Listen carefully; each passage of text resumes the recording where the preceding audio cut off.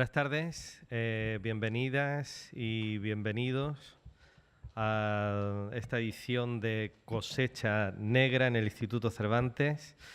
Para el Instituto Cervantes la verdad es que es un placer colaborar con Getafe Negro en esta serie de ediciones que vamos haciendo anualmente, que nos gustan especialmente porque se tratan, como ahora contará Lorenzo Silva, pues de mostrar la vitalidad de un género, que es el género negro, que parece que es un género solo, pero en realidad es un género que tiene mucha diversidad, tiene muchísimas voces distintas, ¿no? Y que además tiene la virtud de mantener muy viva la lectura, ¿no? entre el público lector, tanto en España como en Europa, podemos decir que en el mundo, y en ese sentido hace pues una función que es importantísima, ¿no? O sea, crea lectores, crea autores nuevos, como aquí tenemos autoras más veteranas y autores más jóvenes, ¿no? Pero tiene o sea, hay géneros que, según la época, sirven como para avivar el fuego de la literatura, ¿no? Y el género negro lo que está haciendo ahora, bueno, ya lleva tiempo pues en nuestra época, ¿no? Este año es la 10ª, llevamos 10 años aproximadamente, estábamos haciendo memoria antes, Lorenzo y yo, sobre cuántos años llevábamos colaborando en este festival. Son 10 aproximadamente, estamos desde el principio apoyando este festival, no solamente aquí en la sede, que la sede del Instituto Cervantes sirve de altavoz de lo que se hace en esta cosecha de Getafe Negro, pero también tiene su traslación a nuestros centros, ¿no? Cada año hacemos un encuentro, una mesa redonda en distintos sitios. Hemos estado en Alemania, en Francia, este año vamos a estar en Estados Unidos y bueno, esperamos que sigamos otros 20 años cosechando buena literatura a través de Getafe Negro y de Cosecha Negra. Y os dejo con Lorenzo Silva, ya todos lo conocerán, es un espléndido novelista, uno de los más importantes de nuestro país y bueno, es comisario de este festival que tiene su sede en Getafe, en el Ayuntamiento de Getafe, que es su gran auspiciador. Aquí tenemos a Raquel Alcázar, que es su concejala de Cultura, y bueno, nos van a dar una mesa redonda realmente interesante, así que os dejo con Lorenzo. Muchas gracias, Ernesto. Yo quería comenzar agradeciendo al Instituto Cervantes su colaboración, su larga colaboración con el festival, que nos ha permitido tener desde el principio un socio que nos ha ayudado de verdad a enriquecer el programa y también a fortalecer la proyección del festival, no solo en Madrid, que es nuestro territorio natural, a partir del municipio de Getafe, sino incluso fuera de nuestras fronteras, también en los distintos países que hemos ido teniendo como invitados a lo largo de esta década de vida que cumple justamente por estos días Getafe Negro. También quiero agradecer la presencia a todos los que están aquí esta tarde en una actividad que es casi diría una de las actividades clásicas de nuestro festival. Todos los años, además, la hacemos aquí porque, entre otras cosas, entendemos, y creo que compartimos ese entendimiento con el propio Cervantes, que lo que se está produciendo año a año en el territorio del género negro es cada vez una parte más relevante de la cultura en nuestra lengua, que es la misión o una de las misiones, al menos, del Cervantes, promover y difundir, ¿no? Digamos que partiendo de una visión de la novela negra como un género para mucha gente menor, de entretenimiento más o menos funcional, la experiencia de esta década en la que existe Getafe Negro es que a este género se van incorporando cada vez más escritores y escritoras, cada vez más autores literarios de talento que aportan ese talento literario al relato y a la conversación que se construye a partir del crimen y su realidad en este género, en este particular género narrativo, ¿no? Este año pues hemos intentado tener nuevamente una representación de esa pujanza, de ese movimiento que año a año va teniendo el género y de esas voces que año a año se van incorporando. No todas las voces son 100% nuevas, pero sí son bastante novedosas en general dentro del género negro, ¿no? Hay, digamos, algunos de nuestros autores, a los que ahora presentaré, tienen alguna trayectoria literaria y editorial anterior, pero quizá es en estos últimos tiempos en los que han desembarcado con fuerza dentro del género que nos convoca en Getafe Negro. Hemos traído aquí esta tarde pues, una muestra de autores y de historias que creo que nos da pie para tener una conversación interesante sobre lo que el género negro nos cuenta, de la realidad en general, del ser humano en particular y de la realidad española en términos también generales. Y bueno, pues sin más, procedo a presentarlos muy brevemente. Voy a decir sus nombres y sus obras y un poco el perfil, porque también, y algo de lo que, para identificarles mínimamente el libro que traen debajo del brazo, que es lo que cuenta. Luego les quiero dar la palabra para que ellos mismos hablen un poco más de su propio trabajo y destaquen lo que consideren oportuno del libro que cada uno trae debajo del brazo, y a partir de ahí, si os parece, pues abrimos una conversación un poco más general. Sí, bueno, pero yo me los he leído y más o menos me acuerdo, creo que más o menos me acuerdo. Bueno, en el extremo tenemos a Enrique Llamas, que bueno, se dedica a muchos aspectos relacionados con la gestión cultural, muy diversos desde hace tiempo, y que bueno, pues yo creo que ha sido una de las últimas sensaciones del género con un libro, Los Caín, que propone un viaje. Bueno, creo que todos los libros, en cierto modo, proponen un cierto viaje en el tiempo, en el espacio, y algunos en las dos coordenadas, ¿no? Pero en su caso, bueno, pues es un viaje a una España quizá remota para muchos lectores hoy, ¿no? La España rural en este caso de tierras de Zamora. Yo, por cierto, había palabras que no entendía hasta que di con un glosario zamorano que me traducía del zamorano al español todo, palabras como cuchino, que seguramente ninguno de ustedes sabe lo que es, yo tampoco lo sabía, hasta que lo descubrí en su novela. Pero bueno, es una historia en la que se nos cuenta, bueno, pues la realidad oscura de un pueblo que esconde un secreto en torno al que suceden unas muertes, y la mirada que sobre ese secreto, sobre ese pueblo y sobre esa realidad ancestral y quizá un poco remota para muchos hoy, la mirada que sobre esa realidad proyectan unos forasteros, ¿no? Un par de guardias civiles o dos parejas de guardias civiles y un maestro que va desde Madrid, al que destinan allí para atender a los alumnos de la escuela rural, ¿no? Pero bueno, es una realidad que puede parecernos remota, pero que es de la que venimos, y de la que venimos no hace tanto tiempo la mayoría de nosotros, ¿no? Quien no tiene a no mucha distancia un pueblo, yo incluso tengo un pueblo de Castilla y León, no muy lejano, ¿no? De donde estaría el pueblo que sitúa Enrique en su ficción. Es una novela que trabaja con mucha intensidad la construcción de los personajes, y que también, frente a otro tópico que suele haber respecto de la novela en torno al crimen, trabaja con intensidad el lenguaje y la descripción de esa atmósfera, ¿no? Esa atmósfera que por momentos es opresiva y singular. A su lado está Inés Plana, que es autora de Morir no es lo que más duele, también una de las novelas que han aparecido en los últimos meses y que han causado enseguida sensación, que parte de una premisa muy sugerente, pues una mujer que tiene un trabajo tan trepidante como correctora de estilo en una editorial, ¿no? Es un trabajo realmente repleto de adrenalina, pues recibe una llamada, ¿no?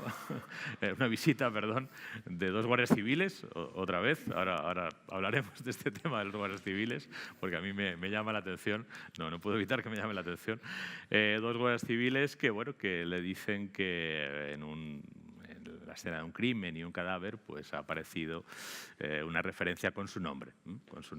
Y bueno, pues se ve implicada en un homicidio. A partir de ahí sigue una investigación que desarrollan dos guardias civiles, un joven teniente y un inexperto cabo. Y bueno, pues hay un viaje que no solo es al fondo de ese crimen, sino también es un viaje personal para el propio investigador. Es algo más que una investigación del crimen ajeno, sino que también para el propio investigador representa una experiencia de transformación. Es un thriller o una investigación criminal ambientada en Madrid, en la Comunidad de Madrid, y con ese elemento quizá predominante del aspecto psicológico, tanto del crimen como de la propia investigación, como de la interacción entre el investigador, los testigos, los sospechosos y los propios criminales, ¿no? Y también pues, es una novela que tiene intensidad de escritura, que tiene referencias literarias. Aparece Emily Dickinson, la protagonista de esa soporífera película que vimos no hace mucho. No, por lo menos no me gustó nada. A mí tampoco. Tengo que reconocer, la verdad, qué película más soporífera, con qué personaje tan interesante. Una pena. Pero bueno, esas cosas que hace de vez en cuando el cine, ¿no? A su lado está Saúl Cepeda, que es autor de varios libros anteriores y ganador también de algunos premios, y que este año, quizás es la circunstancia que debo resaltar sobre las demás, es el ganador del premio de novela negra Ciudad de Getafe, que convocamos en el marco del festival y que yo tengo que decir como comisario del festival, pero también como miembro del jurado desde hace muchos años, que es un premio que nos ha dado muchísimas y muy grandes alegrías, la verdad. Es un premio con el que hemos tenido la satisfacción de descubrir autores que no conocíamos, pero también en muchos casos autores que no eran conocidos del público y que, bueno, pues no sé si tiene algo de talismán el premio o es que hemos acertado a montar algo que sirve para encontrar el talento, pero a anteriores ganadores del certamen, del premio, como Marcelo Luján, o Alexis Rabel o algunos otros, han tenido después una trayectoria ascendente y además muy, muy rápida, ¿no? Es muy gratificante cuando organizas un premio literario que este sirva no para bendecir lo que ya está bendecido, sino para poner sobre la mesa y poner en las mesas de novedades, en este caso, pues nombres y libros que no son todavía lo bastante conocidos o tan conocidos como merecerían y que están ahí. En el caso de Saúl, la investigación la lleva un detective privado que viaja a Canarias, es quizá la novela más viajera de todas. Bueno, también la novela de Marta es muy viajera, pero digamos que esa experiencia del viaje está engarzada en la propia investigación y también hay un viaje en el tiempo a varias décadas atrás, que es donde hay que rastrear para encontrar las raíces del crimen. Es una novela que conjuga muchos elementos, también conjuga, aparte de elementos históricos, elementos geográficos, incluso se podría decir que hay algo de antropología, ¿no? Siempre que uno va a las Canarias hay algo de antropología, ¿no? Y también pues, hay una introspección psicológica en el propio detective y en la propia historia que se está contando. Marta Robles pues, es conocida de muchos, seguramente, en su faceta de periodista, de radio, televisión, prensa, con una larga trayectoria. También es autora de numerosos libros, antes del que trae aquí debajo del brazo, que es por cierto, se me ha olvidado el título de Saúl Cepeda, que es La individualidad de las aves. Ha cambiado, ¿ves? Bueno, a ver, yo le estaba diciendo a la editora, ¿cómo se llama? Perdón. Agua, vale. Bueno, pues mis disculpas porque es que yo no tengo el libro físico. Me lo he leído en el manuscrito de Word que envió al premio y me lo he vuelto a releer ahí y ahí se sigue titulando La individualidad de las aves. Bueno, pues Agua, corrijo mi error. Bueno, pues es autor de Agua, efectivamente, que se llamaba para el concurso La individualidad de las aves, que es un título muy interesante, pero quizá más difícil de recordar y de ahí a lo mejor el cambio, ¿no? Bueno, en el caso de Marta trae una novela que se llama La mala suerte y es una novela que cuando yo empecé a leerla me llamó mucho la atención porque tiene muchísimos elementos en común con una historia real. Y además hay muchas alusiones a personajes reales.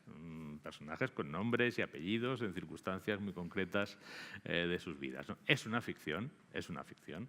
El caso real al que enseguida recuerda la historia, porque es la desaparición de una chica y además hay una serie de circunstancias que coinciden, es el caso de la desaparición y posterior hallazgo tras su asesinato de Diana Kerr. Bueno, ahora me dejarás contestar pero todo eso. es una ficción. No, pero bueno, pero hay elementos que te hacen pensar en ello. Te hacen pensar en ello. El hecho es que la novela es una ficción porque no tiene nada que ver ni con cómo se produce y cómo se resuelve finalmente el caso de Diana Kerr. Tiene una solución completamente distinta y un desenlace completamente distinto. Y también tiene una serie de aspectos que no están en esa historia. Pero si es verdad, creo que te lo habrá dicho más de un lector, aparte de yo, de mí, que al principio piensas en... Ahora cuando Vale, me toque te dejo. Ahora me contestas. Pero bueno, no puedo evitar decir que esa es la primera sensación que uno tiene al leer la novela, ¿no? Que es decir, Marta se va a meter en el charco de novelar una historia real, no la novela, pero bueno, hay unos aspectos en ahí absoluto, que no la influyen. novela en absoluto. En absoluto, pero hay unos elementos ahí que te hacen pensar en ello. Bueno, el hecho es que es una novela que tiene como protagonista, de nuevo, un detective privado, un investigador que investiga la desaparición de una chica al cabo de un tiempo sin que se encuentre ninguna pista. La desaparición sucede en Mallorca, sucede en verano, mientras está pasando allí las vacaciones de madrugada. Estos son los elementos que un poco te remiten a esa historia real. Y el detective interviene, pues ahí Marta hace un relato bastante realista, como puede intervenir un detective privado en la investigación de un delito público, de manera muy restringida, con autorización judicial previa y con la obligación, además, de comunicar inmediatamente cualquier hallazgo a la policía responsable, que de nuevo es la Guardia Civil. Volvemos a tener a la Guardia Civil en esta mesa, ¿no? En las personas de unos investigadores de la UCO, que son los que llevan la investigación y con los que al principio el investigador privado habla con cierta tirantez y finalmente acaba colaborando. No voy a decir más porque si no ya contaría la novela y eso ya sé que no lo debo hacer. Es una novela muy actual, es una novela que viaja entre Madrid, Palma, México, bueno, una novela con mucho movimiento también y, insisto, con muchos personajes reconocibles, y es una novela que quizá cumple de una manera muy concreta y muy completa esa vocación de la novela negra de ser retrato o trasunto, ¿no?, de la sociedad en la que se desarrolla el crimen. Y dicho esto, que es una presentación así somera y al bulto, sí me gustaría daros un primer turno de palabra para que en este orden cada uno digáis un poco brevemente lo que os parezca oportuno acerca de vuestra obra para presentarla y contar un poco vuestra intención y vuestro lugar en el género, si es que os consideráis del género. ¿Me dejas que empiece yo? Porque si no se va a quedar esto así. Lo hacemos al revés. Puedes empezar sin problemas. Adelante, Marta. Bueno, primero esta novela negra de la que ha hablado Lorenzo Silva es La mala suerte y es mi segunda novela negra, la que protagoniza el mismo detective, el detective Rouras, que es un nombre bastante particular. Rouras a muchos les suena al independentismo, pero Rouras es Robles en catalán y Carballo en gallego y en portugués, que es el nombre de ese personaje de Manolo Vázquez Montalbán que a mí me cambió la vida y a quien yo tuve además no solo la oportunidad de conocer, sino que me citó incluso en un libro, y pensé que hacerle ese guiño a él y hacerle ese guiño a mi padre, que se llamaba Antonio Robles, le llamaba Antoni, era una cosa particular y que me iba a dar suerte. Yo quería un detective, pero no un detective cualquiera, quería un detective que respondiera pues un poco a lo que yo quería que fuera la mirada del mundo. Es un detective que es un ex corresponsal de guerra, metido en principio detective de infidelidades, asuntos de bragueta, por eso que decía Lorenzo de que los detectives tienen muy restringida su ámbito de trabajo.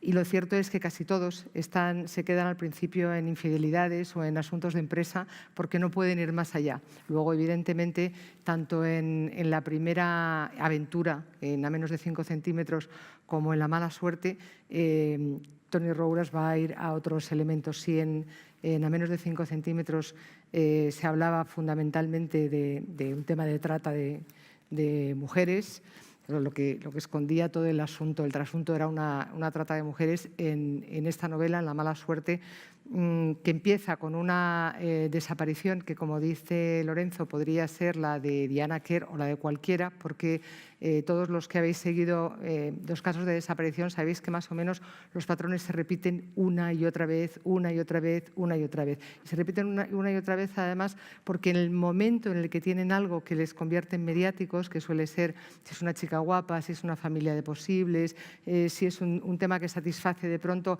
las expectativas de mucha gente, pues de que los ricos también lloran, y todas estas circunstancias, inmediatamente pone un foco de luz sobre los familiares y sobre los allegados de las víctimas, que también son inmediatamente considerados sospechosos, porque hasta donde se sabe, y según dicen las estadísticas, casi siempre en las desapariciones el malo está cerca, el malo suele ser alguien cercano. Con lo cual, es una cosa un poco terrorífica porque muchas veces las desapariciones no logran esclarecerse jamás y los personajes del entorno, esos familiares, esos amigos, siguen siendo sospechosos de por vida.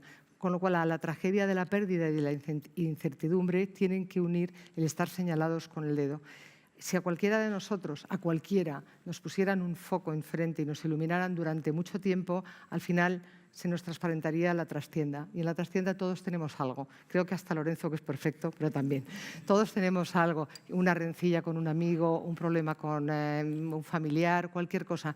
Y cuando uno está siendo objeto de una investigación por algún desaparecido, pues claro, esa investigación también le cala a él y acaba, por eso digo, reproduciéndose esos mismos patrones en el caso de los Quer, en el caso de los McCann, en el caso de no sé qué. Con lo cual, no tiene nada que ver con el tema de los Quer, ni tampoco creo que ni siquiera las desapariciones sean un tema de actualidad. Las desapariciones son un tema de siempre, que están sobre la palestra siempre, y vas a cualquier sitio. Si yo voy a Mallorca, que voy pasado mañana, hay desapariciones que todavía siguen investigándose en Canarias, en Madrid, en no sé cuántos, en todo el mundo hay desapariciones y es un tema de siempre.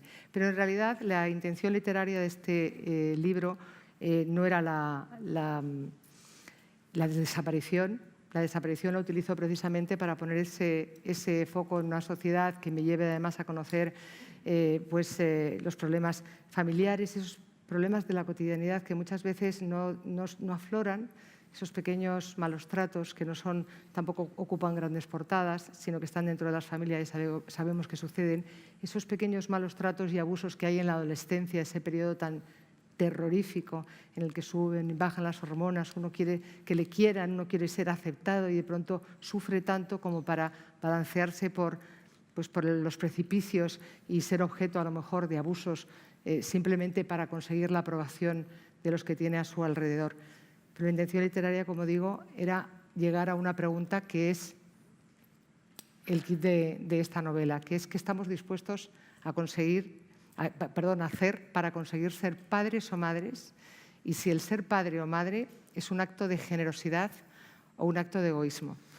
Es una pregunta curiosa que nos hacemos pocas veces, porque en general los padres, solamente por el mero hecho de serlo, ya nos sentimos superiores al resto de la humanidad. Tanto es así que en un momento determinado, mi detective Rowles le dice a Amanda, a la madre de la chica desaparecida, cuando ya en un momento determinado le dice: tú no sabes nada porque tú no tienes hijos y tal, ya le dice: te tengo que decir que tener hijos o no garantiza ni ser buena ni mala persona, ni tampoco ser feliz o infeliz. Esta es una pregunta que yo creo que tiene que ver también con la historia de la humanidad. En torno a los hijos siempre ha habido un enorme negocio a lo largo de la historia de la humanidad. Me resulta muy curioso que ahora se hable de maternidad subrogada. Ha habido maternidad subrogada durante toda la historia de la humanidad. Lo que pasa es que no había técnicas, las técnicas de ahora, pero también la había. Y esta pregunta es una pregunta que creo que le viene muy bien hacerse a la sociedad, y por eso, aprovechando lo que decía antes Lorenzo, de que el género negro pues tiene esa facilidad de poder apuntar con el dedo, yo quise apuntar aquí. Ayer Mabel Lozano en el festival alguien le preguntó por la maternidad subrogada y dijo que una frase que la verdad me la quedo para decirla y para tenerla en mente, ¿no? Que la maternidad no es un derecho, es un deseo. Pero no un derecho, no es un derecho que tenga que imponerse a todo, porque es como se está planteando últimamente en ciertos debates, ¿no? Pero Es Mabel un deseo. Lozano, que ha hecho el libro El Proxeneta, que como sabes lo llevé yo y lo edité yo, soy la editora Lo sé. de este libro, es muy curioso porque yo muchas veces, claro, los focos de visión son, creo que esta novela puede poner luz en muchas cosas, porque el problema es que apuntamos solo aquí o solo allá. Pero cuando a mí me hablan de maternidad subrogada, yo dejo la novela absolutamente abierta para que sean los propios lectores los que saquen sus propias conclusiones de todo. Pero cuando a mí me hablan de lo terrible que es para una persona tener que entregar un hijo que ha gestado, que es de otros, y luego lo ha dado a luz y se lo tiene que dar a otros, pregunto sobre el dolor de tantas madres que han tenido que entregar a sus hijos que no eran de otros, eran el suyo, para darlos en adopción, exactamente por el mismo motivo, por un tema de miseria, porque no tenían dinero para sacarlos adelante. Y ahí lo dejo. Muy bien. Saúl. Fíjate lo del monstruo de Catepec, ahora que con el tema de la maternidad, lo de 740 pesos por el niño. Así es. Es un tema. Sí. Pues yo lo primero decir que lo que más me sorprende es encontrarme aquí ahora mismo, porque el contacto que tenía yo con Getafe Negro siempre había sido de espectador. Entonces claro, lo de traspasar la barrera pues resulta muy curioso, muy divertido, ¿no? Luego con lo que decías de si nos consideramos escritores de género negro o no nos consideramos escritores de género negro, ya lo diré mañana cuando recoja el premio, pero creo que el género negro es, con la ciencia ficción, de los grandes géneros literarios que existen. O sea, no lo puedo ver de otra manera porque es que cabe todo en ellos. Cabe absolutamente todo. Entonces, sí, yo siento que lo que he ido escribiendo a lo largo de mi vida, pues sí va en esta dirección. Esta quizás es más canónica la obra porque tiene un detective privado, y porque hay una investigación, hay un caso, hay una demanda, pero bueno, la que fue mi segunda novela está un poco inspirada en la experiencia que tuve trabajando para Miguel Ángel Flores en El Mundo de la Noche. Entonces, pues, si aquello no era género negro, no sé qué lo es. En esta en concreto, lo que a mí se me pasó por la cabeza, porque yo suelo pasar bastante tiempo en Canarias, mi madre es canaria y vive, vamos, en donde tenemos la casa es en Arguineguín, que es el sur de Gran Canaria. Y es una zona en la que hay pues, aproximadamente pues, unos 5.000 noruegos. O sea, debe ser como el 0,1% de la población de Noruega o algo así allí. Y entonces, vamos, unos vecinos estupendísimos, es gente maravillosa y además están entregadísimos con mi tía y con mi madre y todo esto, o sea, es gente fabulosa. Pero sin embargo, a mí me da vueltas la cabeza y yo decía, yo quiero matar a un noruego. Y entonces dije, no solo quiero matarlo, quiero que se suicide. Y todo esto tenía mucho que ver con cómo estaba viendo yo el desarrollo de la literatura negra nórdica. Porque yo decía, bueno, ¿cómo va a ser esto que de repente tengamos al Stalas con Barbeum en Bergen, que debe ser un poquito, pues no sé, Bergen debe tener como 100.000 habitantes más que Getafe? Pero, sin embargo, uno se pone a sumar los muertos que salen de la colección de novelas y dice, bueno, esto es como un mal año en Bagdad, ¿no? Y entonces decía, no, yo tengo que matar a un noruego. Y a partir de ahí empezó todo. Eso y otra cosa que me venía de mucho más atrás. Que como jugador de videojuegos, había un videojuego que me había marcado mucho en la juventud que se llamaba Edge, Blade of Darkness, que es un videojuego español de una compañía española que quebró, pero hicieron un juego fascinante, un juego de fantasía. Y entre los personajes que introdujeron, que eran todos muy arquetípicos, metieron uno que era muy distinto, que era un guerrero viejo, un guerrero mayor. Bueno, ni siquiera muy mayor, o sea, un guerrero, pues eso, en la cincuentena. Y decías, pues, qué personaje tan curioso. Y cuando uno se pone a jugar en el videojuego, parte de la actividad inmersiva es empezar a imaginarle una historia de ese personaje y decirle, bueno, ¿y este hombre está casado, no está casado, ha tenido hijos? ¿Qué le ha pasado en su vida? Y siempre tuve ese personaje en la cabeza. Cuando empecé a escribir esto, dije, quiero tener un detective privado que investigue un caso caso dado, porque luego realmente la novela lo que fundamentalmente trata es cómo con información correcta podemos llegar a premisas equivocadas y encontrarnos con cosas que nos sorprenden mucho. Yo quería decir, bueno, pues este personaje, este investigador privado, me interesa que busque, que busque un poco en su pasado para construir la personalidad del presente o del futuro a través de una serie de analepsis, etc. La idea con esto era buscar una evolución vital a través de los acontecimientos de la novela, porque estas cosas pasan. Y luego, sobre todo, mi amor absoluto por las Islas Canarias y por una isla en concreto, que es la Isla del Hierro, que es la única isla que hasta un momento dado no conocía y que cuando la vi pues dije, este lugar es maravilloso, algo tiene que pasar aquí. Luego otra cosa es que quizás lo que pasa en el Hierro no se corresponda mucho con lo que pasa en la novela, pero bueno, o sea, para eso es ficción. Y en resumidas cuentas, eso es lo que quería tratar con el libro. Y ya si quieres te paso a ti para que…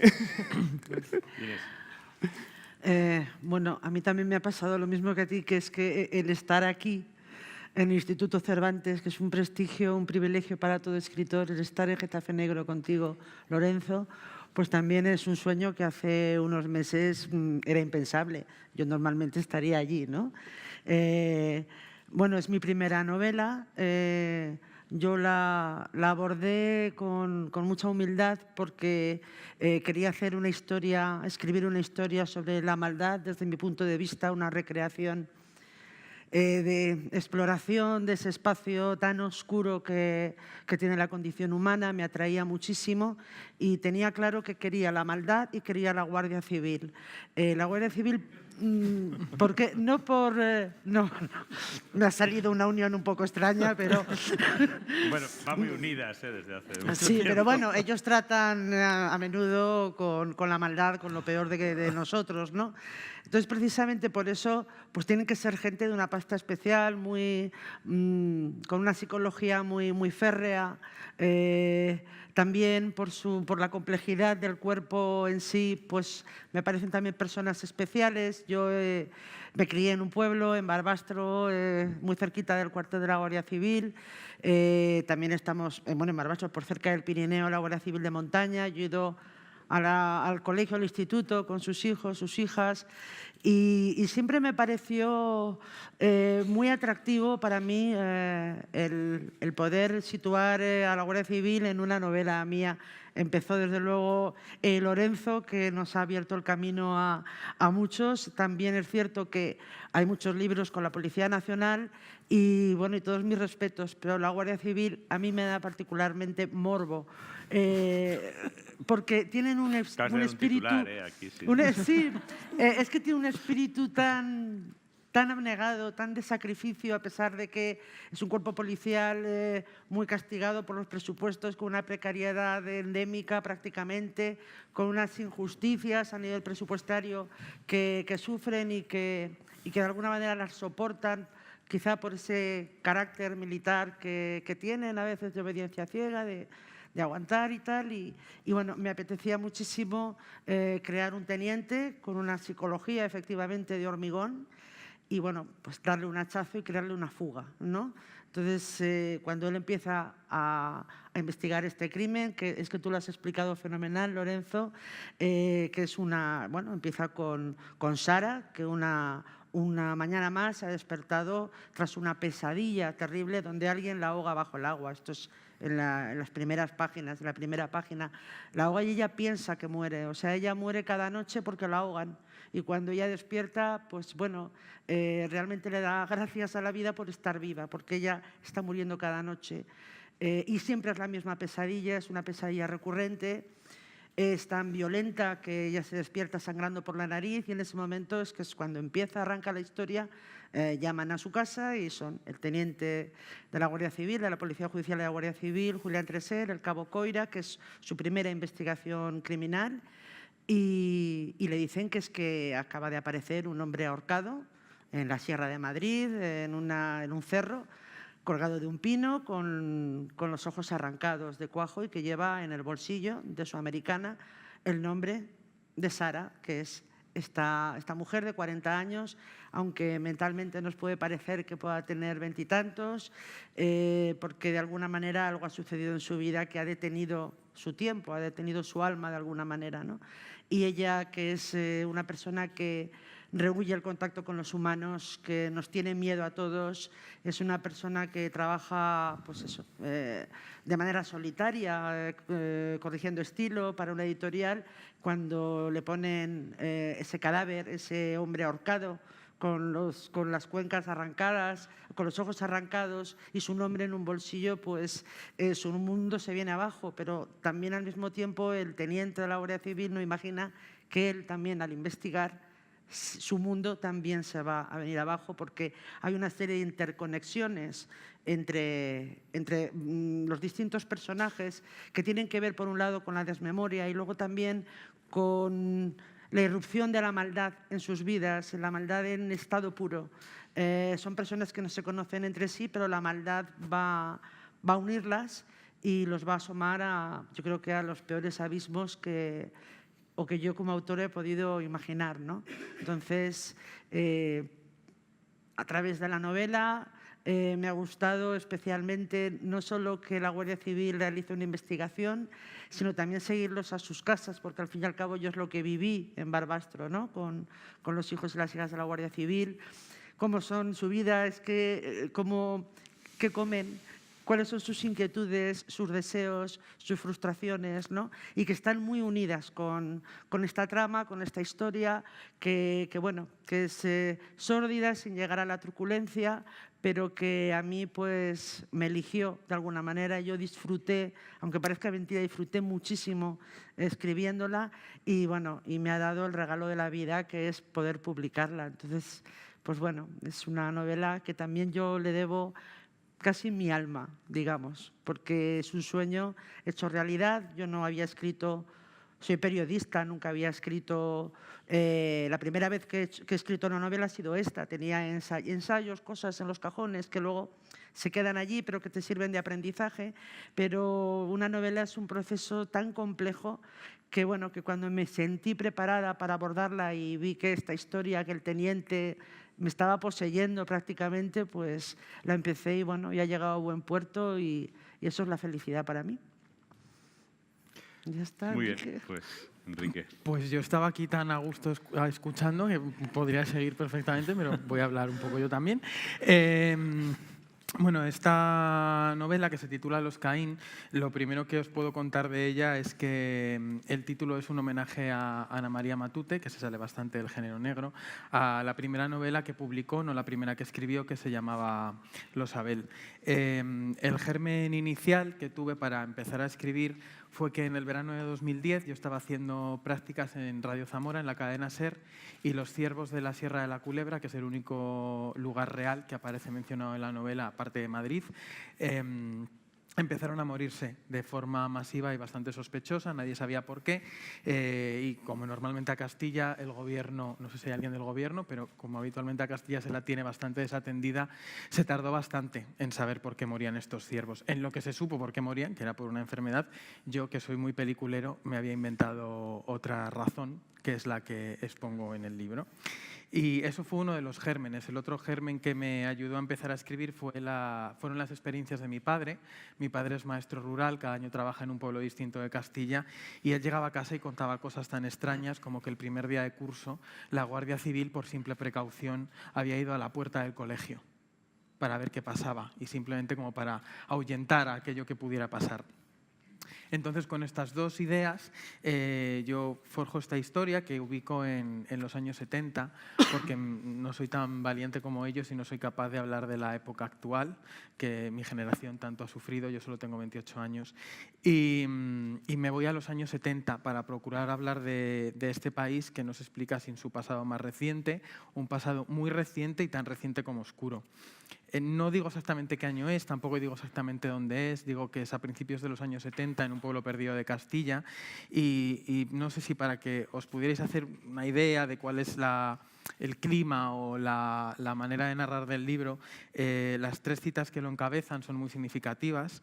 Una es de Miguel Delibes, que es sin duda la gran inspiración y la gran influencia del disputado voto del señor Cayo, cuando al final del libro el protagonista le dice a su compañero, referente al señor Cayo, que es un señor que vive aislado en las montañas, él también odia, ¿sabes? Odia como nosotros.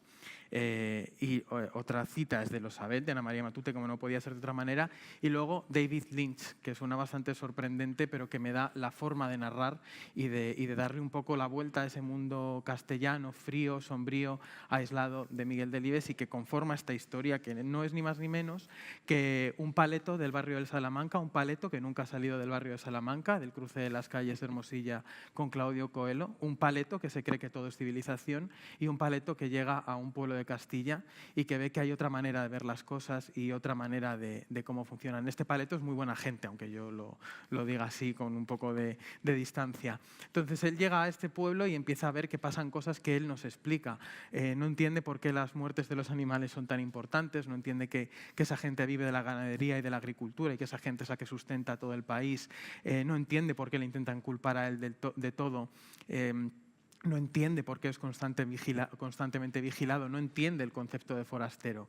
Entonces se crea una atmósfera de opresión en torno a él, que solo ha ido con la esperanza de poder enseñar algo a los niños de ese pueblo y hacer que una España tan oscura y tan fría avance, pero se da con un muro. En este sentido, no es tanto un detective, no es tanto la Guardia Civil, sino él, el protagonista, que funciona en contraposición a esa gente de pueblo que utiliza palabras de Zamora, como bien has dicho. A mí me interesaba mucho retratar ese vocabulario zamorano para hacer un guiño a la gente de Zamora y hacer un guiño a la gente que no es de Zamora, con palabras que no se conocen. Y luego me interesaba también mucho la figura de la Guardia Civil, que aquí hemos hablado. Yo no hago una investigación tan exhaustiva del funcionamiento de la Guardia Civil como pueden hacer Lorenzo o Inés. Yo hablo más de la figura que se tenía en los pueblos de la Guardia Civil, esa figura de respeto, esa figura de cierto miedo. Y aquí son dos números, también uno más experimentado y otro más joven, que quieren con su simple presencia, tal como me contó mi padre, intentar que en el pueblo haya un poco de calma, aunque ellos llevaban 20 años sin atreverse a pasar por ese pueblo y merodeando por los montes castellanos esperando a ser sobornados por los cazadores furtivos. Y bueno, la novela es más o menos esto. Elijo la distancia del tiempo porque me parece que es mucho mejor vernos a través de eso. Elijo una distancia geográfica que no es mucha, pero que culturalmente es una brecha abismal casi, y una época que habla de nosotros y que muchos yo no he vivido, pero que muchos hemos olvidado porque consideramos que la hemos sobrepasado, que estamos por encima de eso, y realmente es una época que habla de nosotros casi tanto o más que la época actual. Bueno, yo no sé si si la época está tan indefinida como has dicho, porque se ha publicado Yo maté a Kennedy, el 127 es el coche de moda y todavía no parece que se haya muerto Franco, con lo que estamos en una horquilla, claro, muy chiquitita. Es muy poquita, son 3 o 4 años. Muy chiquitita. Y pero yo bueno. la ambientación, como bien la haces, no la hago... podría haber sacado el asesinato de Carrero Blanco perfectamente, o podría haber sacado el asesinato de Puig-Antich, pero decidí hacer una ubicación sensorial para que aquellas personas que no habíamos vivido esos acontecimientos pudiéramos retrotraernos, por ejemplo, gracias a marcas de tabaco que ya no se usan, a celtas, al tabaco antillana. Nombres de cosas reales. Nombres de cosas reales. Claro. SEA 127. Reales. El SEA 127 tiene una importancia muy grande a lo largo de la novela, y luego cuando pasan unos años el coche del protagonista es un SEAT Toledo. La casa de teléfonos de esas vecinas aisladas que se han quedado huérfanas muy jóvenes, que tienen que salir adelante ellas solas, que están condenadas a la castidad y al cotilleo de por vida, colonias que ya no se usan también, licores que ya no se beben. O sea, yo intento hacer ese viaje en el tiempo a través de los sentidos más que a través de los hechos, porque me parece mucho menos evidente pero mucho más evocador, de forma que el libro se te quede sensorialmente pegado, ¿no? Y que una atmósfera, al final, el olfato es muy importante, es más importante que la vista para recordar, porque está asociado a una parte del cerebro mucho más ancestral, y yo quiero apelar a esa parte ancestral, no sé si lo he dicho bien, del cerebro, como apela el título, ¿no? Los Caín, la maldad, que es otro tema que como Inés me interesa mucho, porque desgraciadamente creo que la maldad pura existe y que hay gente que hace el mal porque disfruta haciéndolo, sin más. Hay una idea que a mí me ha, poco preparando esta conversación y pensando en las novelas de los cuatro, hay una idea que me rondaba y que es una idea que os querría dejar para una segunda ronda. Dice Raymond Chandler de sus historias, de las novelas de Philip Marlowe, una frase que, si no recuerdo mal, viene a ser algo así como: esta es la historia de un hombre en busca de una verdad oculta. En vuestro caso, además, siempre es un hombre. Está en busca de una verdad que le escamotean, y el truco, el quid o la gracia está en que la verdad sea oculta, ¿no? Cada uno habéis elegido una verdad oculta distinta, pero ¿qué sentido tiene para vosotros en vuestra historia, en vuestra novela y también en vuestra mirada sobre el género y en vuestro relato sobre la realidad a la que os aproximáis, todos más o menos la realidad española en distintos momentos, esa vocación de ir en busca de verdades ocultas, de secretos ominosos, ¿no? Digámoslo así? Bueno, yo ya sabes que llevo escribiendo muchísimos años y hasta que empecé en el género negro a través de un relato pornocriminal que, por cierto, presentamos en Getafe de Oscena. Y siempre había querido meterme en el género negro, quizás también porque mi generación es una generación que creció antes con Poe, que yo debía empezar a leer con 12 años, con los 5, con los 7, con los 3 investigadores que en definitiva no hacían otra cosa más que tratar de buscar una verdad oculta, la que fuera, da lo mismo que sea dónde está el trozo de tarta que cualquier otra circunstancia. A mí algo que me gusta muy especialmente del género negro es lo que decía antes, ¿no? Que de alguna manera puedes hacer un acto de denuncia. Tú decías antes que creías en el mal por el mal. Yo precisamente quise que mi detective fuera un corresponsal de guerra para que dejara constancia de que el mal y el bien está dentro de nosotros y que cuando nos llevan al límite puede ser que salga a veces el héroe, pero que en general muchas sale un villano que llevamos todos dentro. Entonces, puede ser que haya quien disfrute haciendo el mal en un momento de su vida u otro, pero también depende mucho de las circunstancias en las que tú coloques a ese personaje. Al final, buscar una verdad oculta es lo que te motiva, ¿no? Es decir, en un momento determinado es lo que yo decía antes, que es la intención literaria, ¿no? Tú tienes una intención literaria, en mi caso, de una reflexión sobre un tema que creo que para la sociedad es interesante porque yo lo percibo así personalmente, ¿no?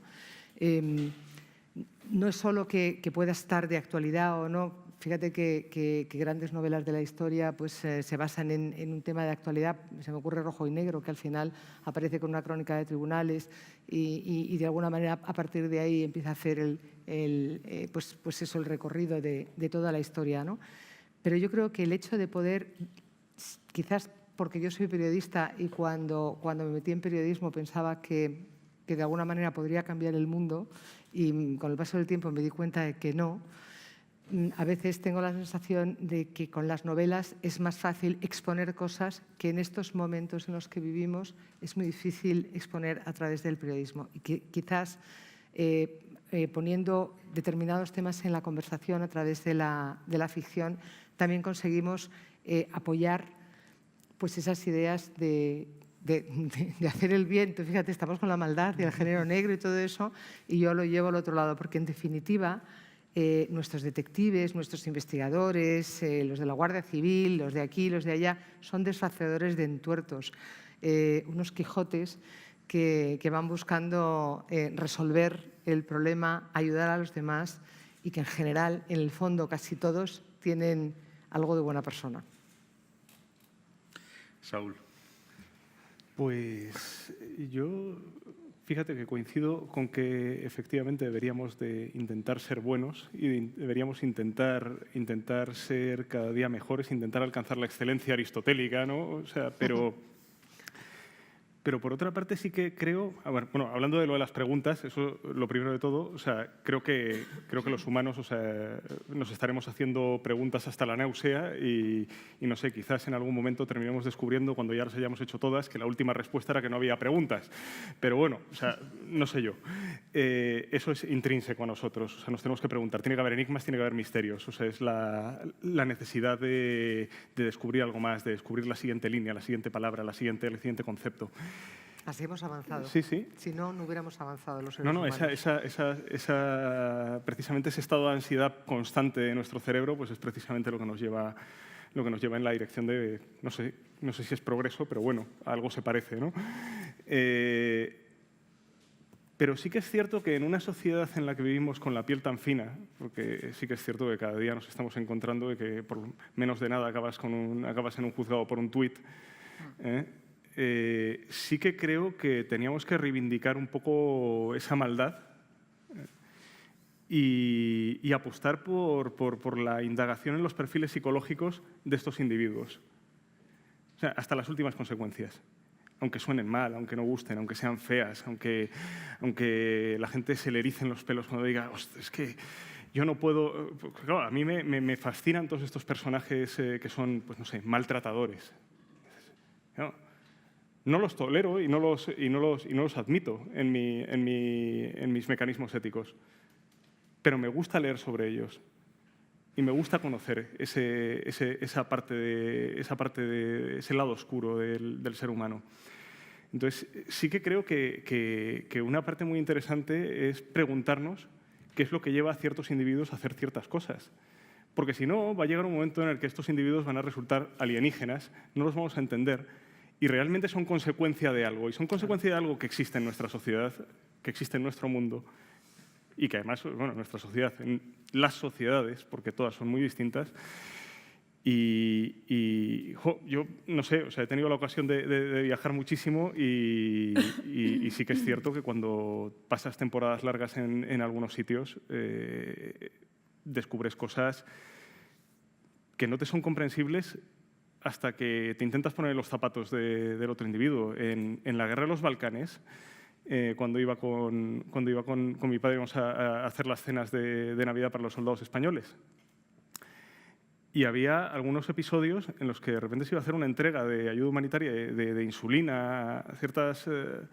y entonces los propios vehículos de Naciones Unidas, del UNPROFOR, no podían pasar a ciertos campamentos porque había grupos paramilitares que lo impedían porque tenían el contrabando de insulina en la zona, que cobraban los blisters de insulina a 100 marcos, de aquella que eran como 10.000 pesetas, ¿no? Y claro, no se encontraba con aquello y decía, pero esto, y no puede hacer nada el ejército aquí, que no, es que nosotros no estamos aquí para esto, nosotros no, tal, es que ya esto pues, se ha puesto así, han cerrado el puente, no se puede pasar, no se puede hacer. Y luego estas mismas personas, que eran los de la insulina, estaban en los restaurantes, pues luego en Medjugorje, en todos estos sitios, había restaurantes en los que estaban tomando champán y comiendo langosta como si no hubiese mañana. La gente que se dedicaba precisamente a los suministros en los campamentos militares, la gente que se dedicaba al tema de la insulina, todo esto. Y claro, en el fondo, o sea, todo eso tenía un sentido. Era aborrecible, pero por otra parte tenía un sentido. Entonces, claro, la necesidad de comprender toda esa magnitud creo que es necesaria y creo que los libros y con lo que escribimos tienen que ser vehículo para contar también estas cosas. Sí, y aparte de lo que acabas de decir, que bueno, estas cosas en las guerras, que parece que a cada bondad, como podría ser la ONU y la llevada el transporte de medicinas, le corresponde una maldad, que es el mercadeo negro o el impedir que llegue, ¿no? A veces pensamos que para hablar de maldad pues tenemos que hablar de psicópatas, ¿no? Y va mucho más allá. Yo quise escribir sobre la maldad porque no la entiendo, no la puedo entender, o por lo menos en su sentido último, ¿no? Entonces, para mí fue una exploración de ir hacia el mal, acercarme a él, merodear a su alrededor, a lo mejor intentando entender algunas claves, pero no lo logré entender porque escapa totalmente a mi manera de ver la vida y también porque, bueno, En este caso, pues bueno, pienso que la psicopatía es un trastorno de la personalidad, corrígeme Lorenzo si me equivoco, pero es así y no necesariamente son criminales. De hecho, un porcentaje muy bajo es el que llega a matar. La mayoría vive entre nosotros. Son compañeros, son primos, son cuñados, son médicos, son jefes, pero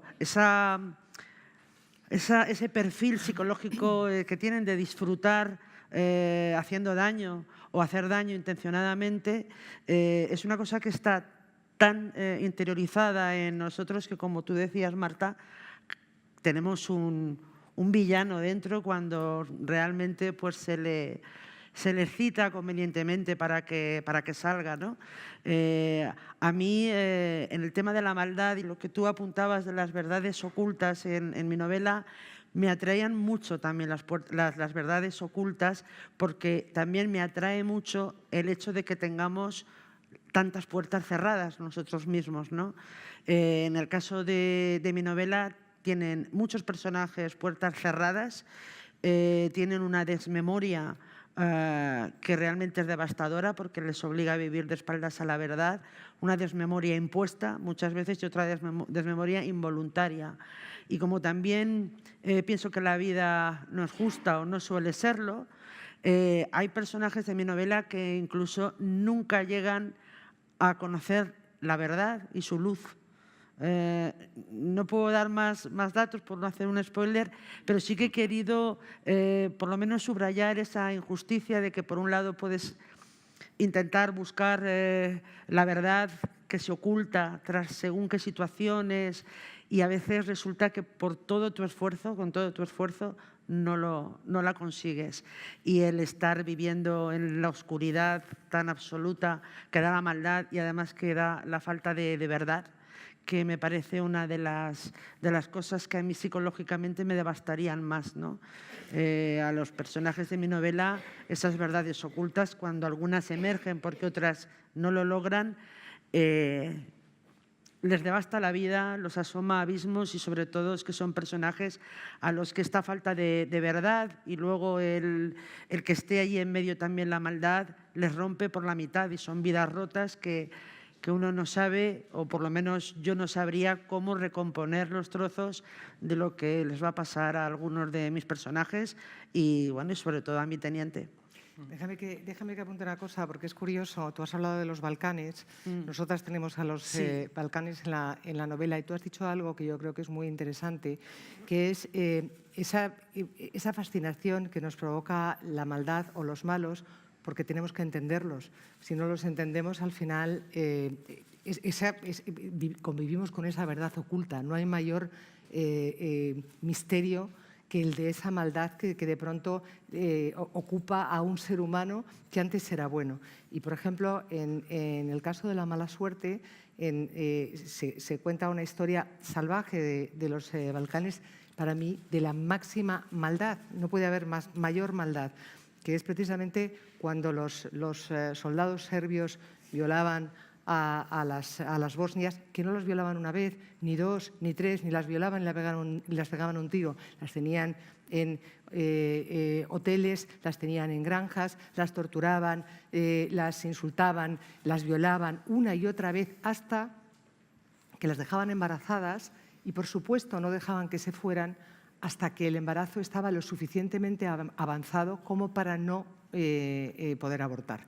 De tal modo que cuando volvían con los suyos estaban convenientemente estigmatizadas, ellas y sus hijos. Es decir, esos hijos, que ahora tienen 20 años, son niños que siguen estigmatizados, no saben qué ha pasado con ellos, nadie les quiere y durante toda su infancia vivieron con la maldad de unos y otros. Esos unos y otros que habían convivido durante años, como tú y como yo ahora, y que además pues, compartían perro, vino, champán o todo lo que fuera. Por eso digo que la maldad yo siempre creo que en el fondo del ser humano hay de todo, incluso en el peor, en el ser humano más abyecto, creo que si lo colocaras en otro sitio y de otra manera es posible que hubiera capacidad de que se recondujese. Pero bueno, quizás es pura ingenuidad o simplemente un deseo. Pero lo cierto es que la maldad y la bondad están muy cerca, muy cerca. Imagínate lo que era Auschwitz y el mismo tipo que había aniquilado no sé cuántos, que después era el mejor vecino, el mejor de maltratadores, ya ni te cuento. O sea, Pero mira, a Ratko Mladic le tuve a la distancia que te tengo ahora a ti. pues miedo me da. Y luego, un año después, fue la masacre de Srebrenica. Entonces, claro, son estas cosas que dices, este individuo, tipo tocho, de espaldas anchas, con la mirada muy fría y con una cara muy pétrea, y dices,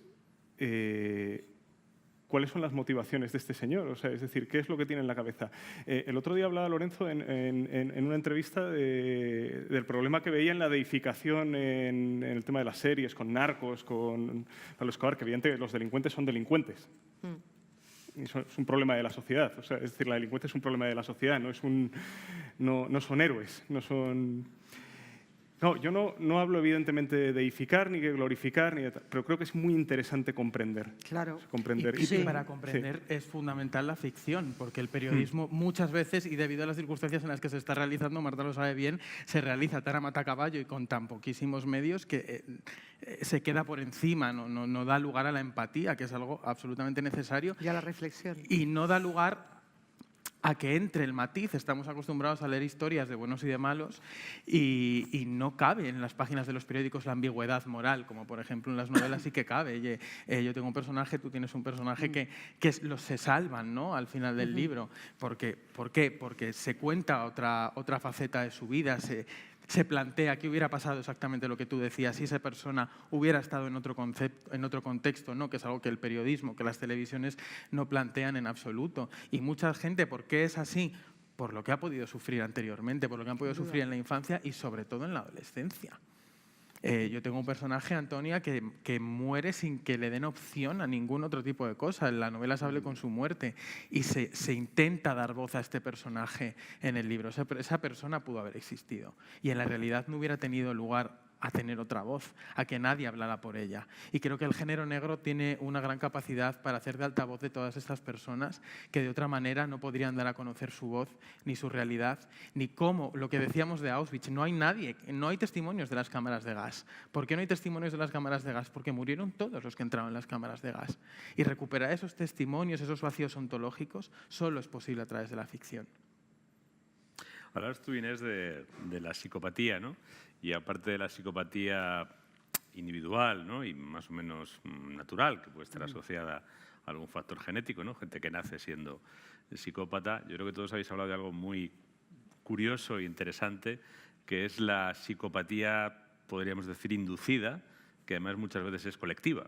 Es decir, el psicópata, si por algo se distingue, es por la falta de empatía respecto del sufrimiento de los demás, ¿no? Hay personas que vienen de fábrica con esa máquina averiada, ¿no? Pero hay muchas personas que, digamos, que nacen con la máquina en funcionamiento, pero sucede algo en sus vidas que se la cortocircuita, que le funde el fusible, ¿no?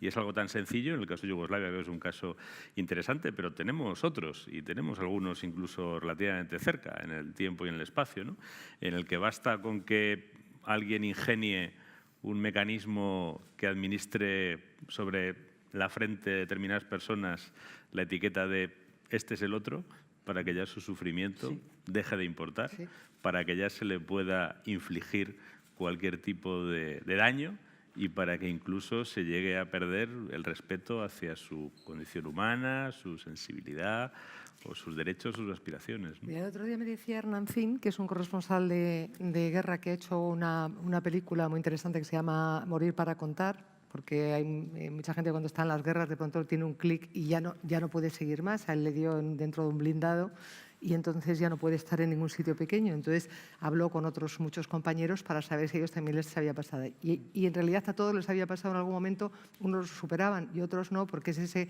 estrés postraumático. Y él hablaba de algo curioso, y a lo largo de toda la película documental salía, y es de esa empatía, que es en realidad lo que genera que seamos compasivos, que no lo seamos, que seamos mejores o peores en determinados momentos. Entonces, hablaba de lo curioso que había sido hacer determinados documentales que pensaba que iban a haber petado y no habían llegado a ningún sitio, y otros que, por el contrario, habían despertado muchísimo interés. Entonces, la guerra de los Balcanes, por ejemplo, que durante mucho tiempo, cuando empezó, hacíamos así, no queríamos mirar porque estaba demasiado cerca, porque se parecían demasiado a nosotros, y eso nos daba como un poco de angustia. Decían, pero si es que estos eran aquí cercanos, y además, mira, si es que este es rubito y ese es castañito y el otro no sé qué, parecía que a todos nos tocaba más la fibra, ¿no? Y él decía, y cuando hablo de guerras en África, a nadie le importa. Es como si fuera un negro, 3, 7 o 25.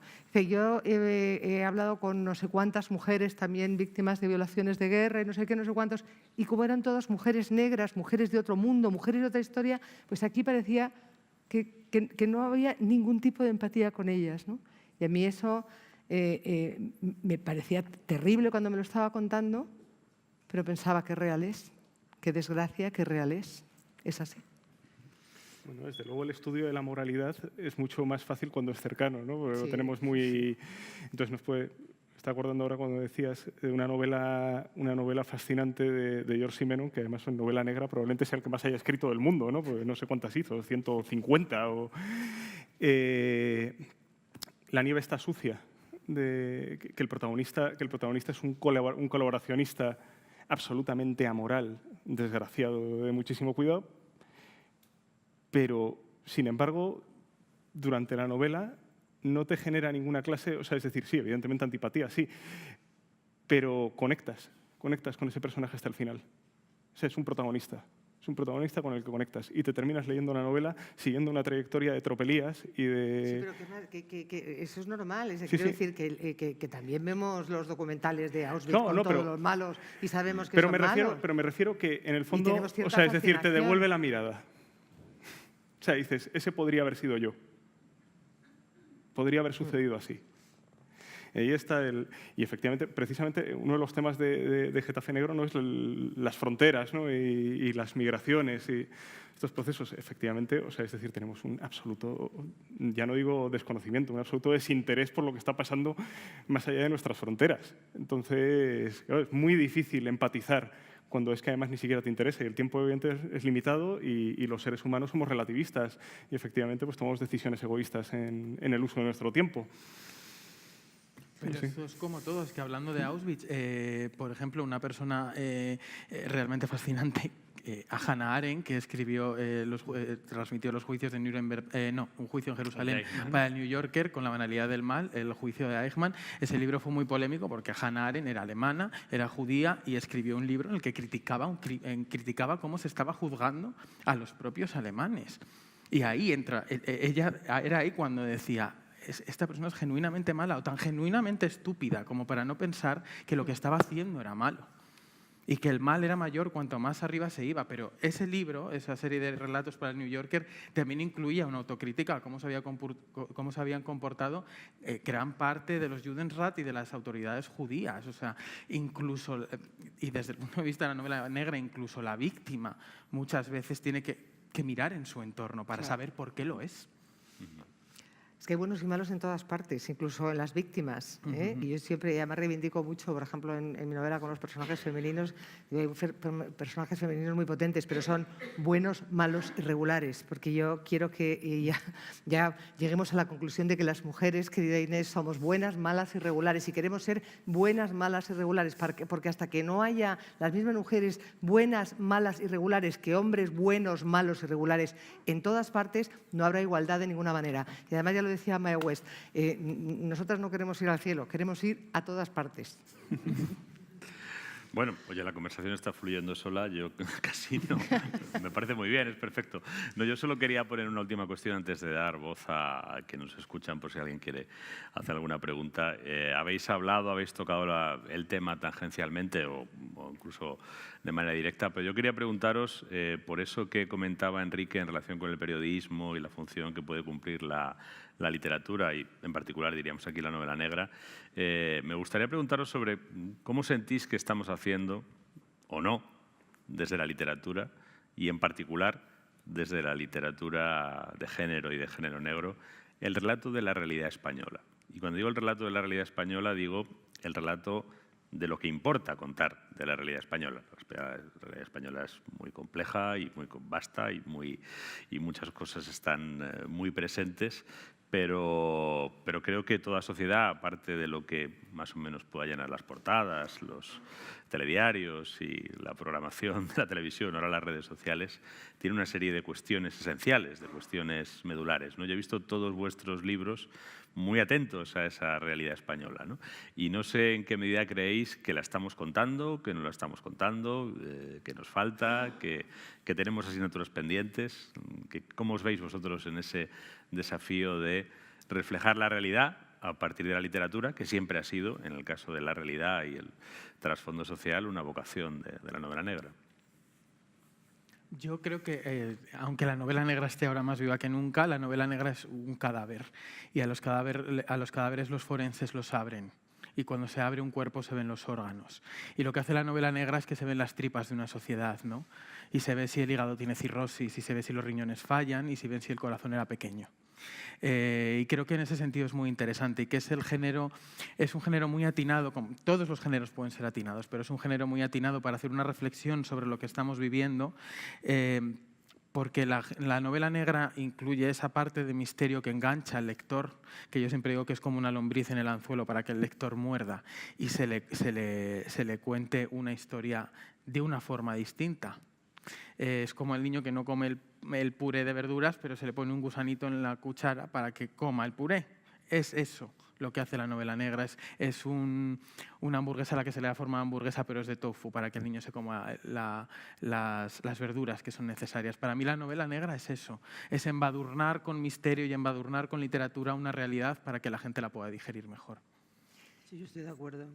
También la novela negra para mí es un contenedor donde expresar pues, todas las contradicciones de nuestra realidad, reflejarnos en el espejo. En mi caso, en mi novela está el escenario y la fecha es en 2007, cuando empieza la crisis y que en la crisis va a estallar la burbuja inmobiliaria, y yo pienso que habrá un antes y un después en nuestras vidas de esa crisis, porque se fueron muchos sueños por el sumidero de la ducha, nos hicieron creer que éramos una cosa y fue otra, disfrazaron nuestra pobreza con esas hipotecas tan salvajes que casi te perseguían, te salían del banco para que firmaras y al 120%, y entonces te compras el coche y te vas a Cancún, y todo eso era mentira. A mí realmente me impactó, me impresionó muchísimo ese corte, ese hachazo que hubo con esta crisis, y por eso también decidí que aunque la burbuja inmobiliaria pueda estar planeando por la trama, pero no es una trama esencial, pero sí que me gustó mucho ubicarlo en ese momento, porque para mí el escribir novela negra, por supuesto, pero en general la novela tiene que haber, en mi opinión, un compromiso siempre del autor con la realidad. No podemos estar escribiendo un libro desde un helicóptero. O sea, tenemos que pisar la tierra y esas propias contradicciones que nos atraen, exponerlas, desarrollarlas e incluso intentar resolverlas, o que el lector pueda extraer sus propias conclusiones. Pero el género negro en concreto, a mí me parece, lo digo, el contenedor ideal para explicarnos a nosotros mismos. Para mí es así. Fíjate que me hace mucha gracia, porque nosotros ahora ya en este momento nos ponemos muy estupendos con el tema de la novela negra y de todo esto, pero hace nada, 4 días con pasado mañana, la novela negra era la novelita. Tanto es así que Borges decía: ¿saben ustedes por qué los académicos no se toman en serio la novela negra? Dice: porque no es lo suficientemente aburrida. La verdad es que una de las cosas más importantes que tiene la novela negra es que realmente, a través de todo lo que estabas contando tú, ¿no? Pues del anzuelo, de todas esas cosas, de hacer un thriller, de montar un misterio, muchas veces, ¿cómo era? Con azúcar en la píldora, eso que os dan, lo que decía Mary Poppins, ¿no? Al final te tragas la medicina si la pones con azúcar. Yo creo que el género negro hace mucho por la realidad de España en este momento, porque muchas veces estamos tan aburridos de lo que invade las portadas una y 10 veces y otra vez exponiendo los detalles más morbosos, pero sin embargo sin posibilitar la reflexión, sin ni siquiera ofrecer un minuto que todos tenemos dentro del oscuro, de humor, de ironía, de todo lo que quieras. Como eso no cabe ahora en el periodismo, sí se puede dejar huella de todo esto en la literatura, y yo creo que al final cala más. Y ves, al final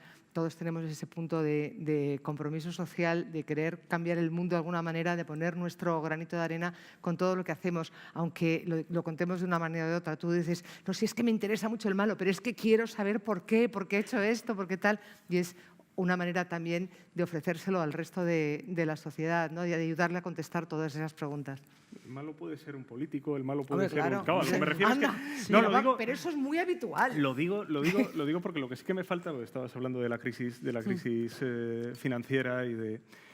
O sea, fíjate, por ejemplo, Rafa Chirves se dedicó a hacer una novela negra, diría yo, excelente sobre la crisis, tanto con Crematorio como con La Orilla.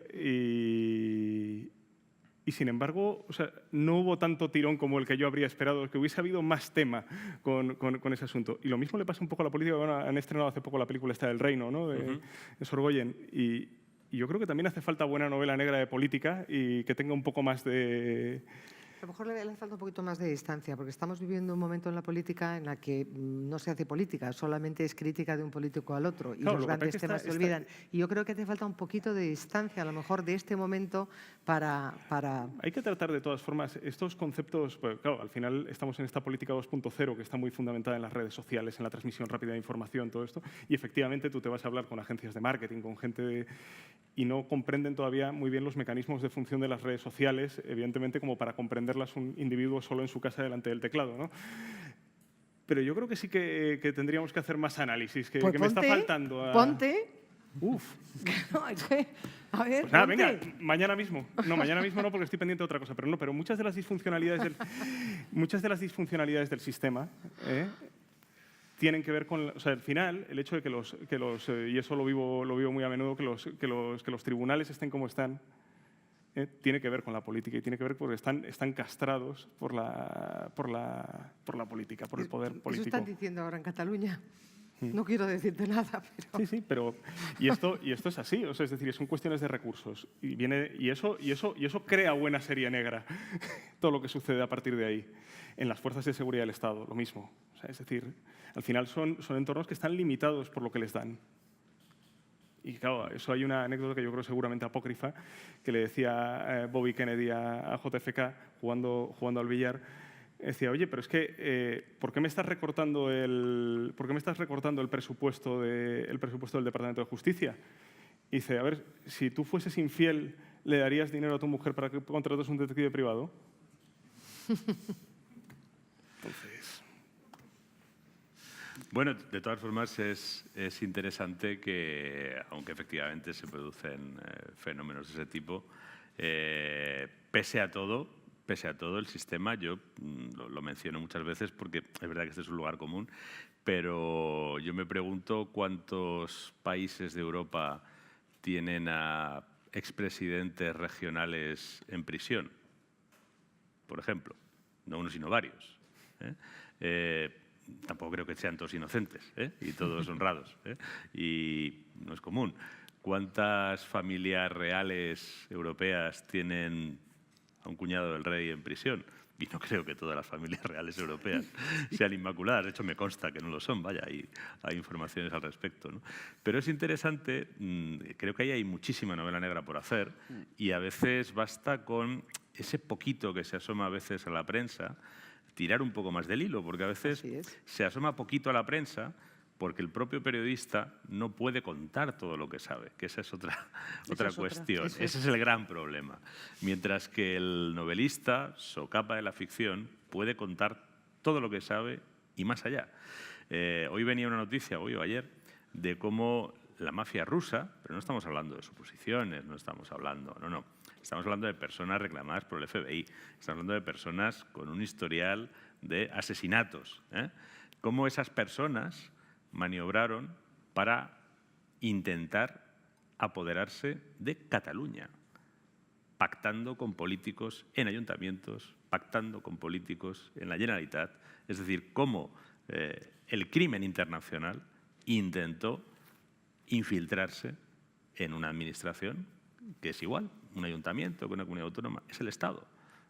En Olot, el representante del Estado es el alcalde.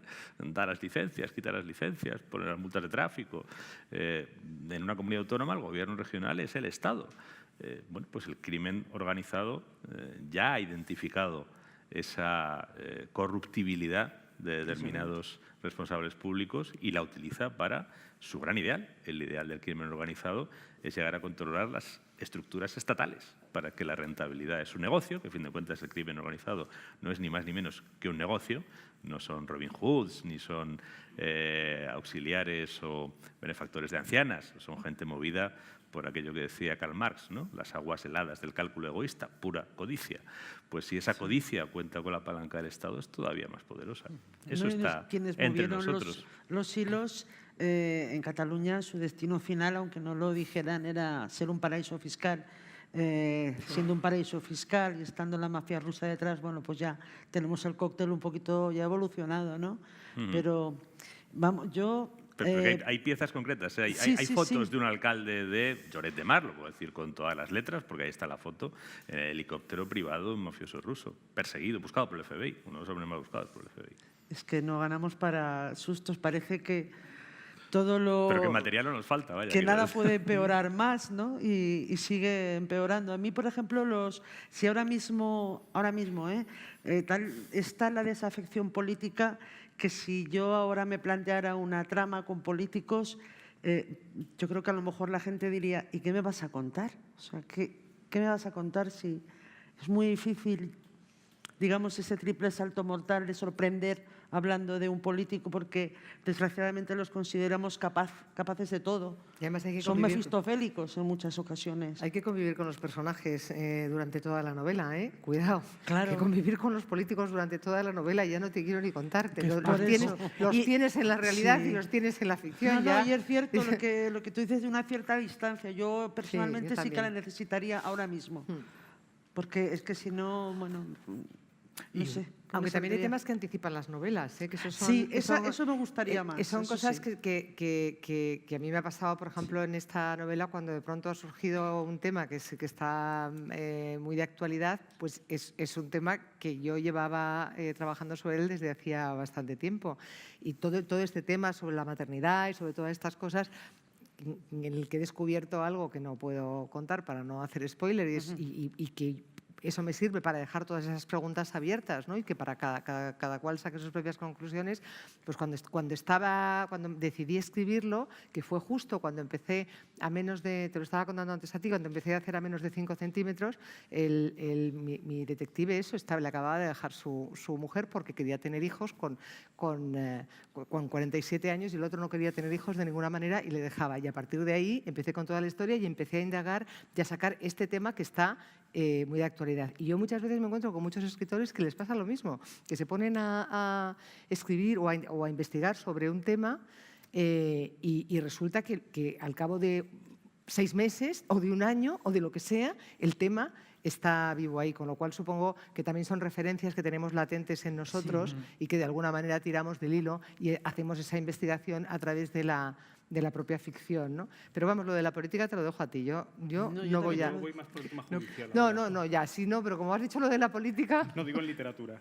Sí, el tema judicial. Pero Me como has está dicho... interesando, más los perfiles de los jueces me están interesando mucho. Uy, yo tengo una jueza. sí. Yo tengo una son- jueza Eso en da mi para novela mucho, que ¿sabes? no sabes lo que es esta jueza. Es una jueza De estupenda. todas maneras, habrá que decir que tanto entre los políticos como entre los jueces hay de diversos tipos. Y Hombre, claro. afortunadamente, Hasta entre los escritores, si no Si no estaríamos estaríamos perdidos. perdidos. Bueno, no sé si alguien del público quiere intervenir en la conversación, hacer alguna pregunta, algún comentario a nuestros autores sobre los temas que hemos tratado. Sí.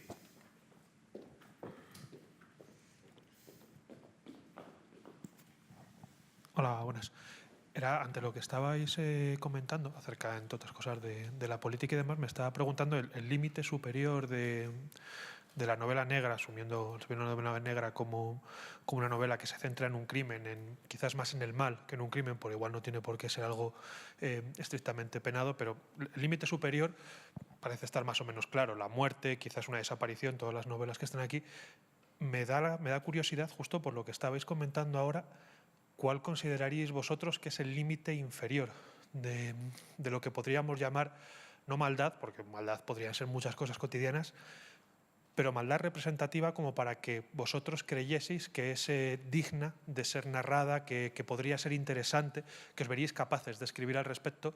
Si es un tema cultural, si, por ejemplo, en España no se puede hacer una novela negra de políticos porque estamos tan acostumbrados que nos parece normal, y en Canadá se podría hacer sobre gente que tira el contenedor a la calle, ¿qué límite veis vosotros en cuál sería la maldad menor sobre la que se podría escribir con pretensión de que eso fuese interesante? Hombre, yo creo que cualquier maldad y cualquier acto del ser humano puede ser materia literable, y todo está escrito, todo está contado, todo depende de la forma en la que se cuente y desde el punto de vista que como escritor puedas aportar. O sea, al fin y al cabo, lo siento, ninguno de nuestros temas es original, o sea, desgraciadamente ocurren. Y muchas veces a mí como escritor escribiendo digo, ¿esto que estoy haciendo? Si esto es lo de siempre. Otra vez. Entonces ahí está nuestro trabajo, hacerlo interesante a los ojos de los demás. Creo que no hay nada que pueda quedarse pequeño dependiendo del cristal con el que se mire. Sí, están desapareciendo bolígrafos en una oficina. Y entonces el jefe encarga a uno de sus empleados de mayor confianza que comience a investigar lo que está sucediendo. Y eso le lleva a una realidad absolutamente tenebrosa. Y resulta que los bolígrafos van a parar a una banda de comerciantes del este que luego rellenan los bolígrafos con mercurio líquido para comerciar. Mira qué rápido. Es que yo opino que no hay maldad menor, porque en el momento en que entra la creación, el escritor ya la transforma e incluso la va dimensionando y la va agrandando, por muy menor que sea, por muy tontería malvada que nos parezca, pero luego yo creo que la mente creadora evidentemente la dimensiona y la suyo. Yo por lo menos lo haría. Eso es muy Ross MacDonald, que empieza siempre con unas chorraditas del gato, de tal, no sé qué, y va ahí y llegas a cualquier sitio, ¿no? Yo soy un poco así. Empiezo con una cosita y acabo pues, en cualquier lado. Yo creo que cualquier maldad de cualquier tipo da para mucho. Yo me permito presentar una candidatura, no en nombre propio, en nombre de la realidad, que es la inventora de esta historia, que es magnífica, y tengo que citar a su transmisor para mí, que es un autor de novela negra que se llama Claudio Cerdán, que vive en una pequeña ciudad sueca. Y en esa pequeña ciudad sueca, hace unos meses, empezó a actuar un criminal que consiguió llevar la alarma a toda la comunidad en esa pequeña ciudad sueca. Pequeña ciudad sueca que, como todas las pequeñas ciudades suecas, salvo la de las novelas, es un lugar donde nunca pasa nada. Las novelas, las aldeas suecas se extermina varias veces a la población y hay que repoblarlas cada 4 o 5 años. Pero las aldeas suecas de verdad, las ciudades pequeñas suecas de verdad, no pasa absolutamente nada. Tan no pasa absolutamente nada que todas las casas están abiertas. Ventaja que aprovechó el criminal para perpetrar su acción execrable, que consistía en lo siguiente. Entraba en la casa y hacía algo que se encontraban sus ocupantes, sus propietarios, cuando volvían a la casa, ¿no? Iban al cuarto de baño y descubrían con horror que alguien había entrado, había cagado y no había tirado de la cadena. Esa era la conducta atroz que mantuvo aterrorizada a esa comunidad durante semanas. Ese es el crimen horrendo que se perpetraba en esta pequeña ciudad sueca. Pero estaban todos verdaderamente preocupados por el ultraje. Pero es real, o sea, sí, no real, forma parte de la trama, no es estoy real. contando, absolutamente real. Impresionante. Absolutamente Es real. terrible porque, como bien sabe todo el mundo que haya tratado con el Instituto Toxicológico, no se puede extraer ADN de las heces. Así que la identificación es Pues terriblemente complicada. Lo debía saber Y el es sueco inquietante, este en cuestión. De llegar a tu casa y encontrarse eso y luego la del vecino también. Igual se ha sentado algo tocado, no sé qué. Sí, sí. Se me Pero ocurre. lo habrás visto. Así, iba como El una látex, astronauta. ¿sabes? Bueno, ¿alguna otra? Sí.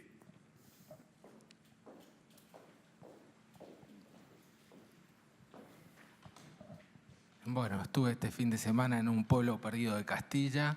En la tumba de mi padre fui a dejar unas flores y bueno, después del exilio llevamos las cenizas a su pueblo y bueno, los problemas pequeños son los mismos que me contaban en los 70 cuando yo estuve allí, que tal familia, si te descuidabas, te robaban unos pinos, los talaban o tenían el derecho de paso, digamos, la pequeña maldad intrínseca para mí está siempre en las mismas personas, no es que la buena se transformó en mala, digamos, eso ya está intrínsecamente en algunas personas. O sea, la vieja discusión, el hombre nace bueno y se hace malo, o nace malo y ya es malo. Digamos, eso es lo que tú comentabas, nada más. ¿Tú crees que los hombres nacen malos y ya está? O sea, no influye ni en el sitio en el que están, ni la vida que lleven, ni lo que les pase, ni nada. O sea, el que es malo y el que es bueno es bueno. Sí, en gran parte sí. Pues cógete al mejor de todos esos, llévalo al borde de la miseria, llévalo a un punto de extremada crueldad y mira a ver qué pasa con él. Y cógete al peor de los malos y llévalo a un spa, que se coma no sé cuántos, que haga no sé qué, que esté muy satisfecho y muy feliz, que tenga un montón de amigos y tal, a ver cómo reacciona. Evidentemente hay rasgos de la personalidad que son rasgos de la personalidad, pero la bondad y la maldad tiene mucho que ver con la circunstancia esa de la que hablaba Ortega. Es discutible, pero bueno. Hay algo que saca lo mejor y lo peor de cada uno. Yo afortunadamente no lo he vivido, pero es un ERE. Un expediente de regulación de empleo saca lo mejor y lo peor de cada empleado. Y no te hace falta abrir un periódico y preguntar a la gente cómo se empieza a relacionar con sus compañeros en el momento en el que hay un ERE y está en juego el sustento de cada uno. Hombre, divide y vencerás. Nunca sabes. Yo siempre digo o yo por lo menos en mi caso es muy fácil tener empatía con los demás, pero con uno mismo es muy difícil. Y el yo en su lugar normalmente no sabemos qué haríamos en determinadas circunstancias. La gente se pone a prueba en las peores Cualquier circunstancias. procedimiento de familia medianamente complicado. Bueno. La gente se pega por un tocadiscos, que ya no existen. El tocadiscos, ¿sí o no? Sí.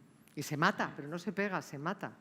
O sea, gente que además es buenísima. Y dice, pero si y además tú lo ves en todos los sitios, ese hombre bueno, estupendo, que da limosna a los pobres, va a no sé cuántos, da a comer a los gatos, le lleva la comida a la residencia de ancianos, hace no sé qué, y tiene en el sótano de su casa a sus 7 hijos amordazados y torturados. Es que es una cosa muy sorprendente.